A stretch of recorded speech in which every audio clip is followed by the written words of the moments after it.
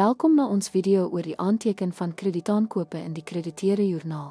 Hierdie proses is noodsaaklik vir die dophou van sakelaste en die bestuur van verhoudings met verskaffers om te verseker dat finansiële rekords akkuraat en op datum is.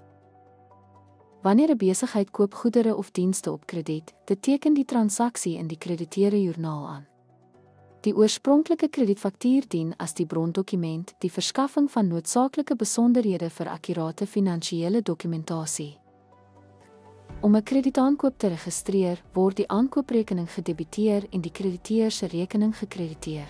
Hierdie akkurate opname is noodsaaklik vir die bestuur van laste en die handhawing van akkurate finansiële rekords. Dankie dat jy gekyk het en verseker het dat jou finansiële praktyke gesond is.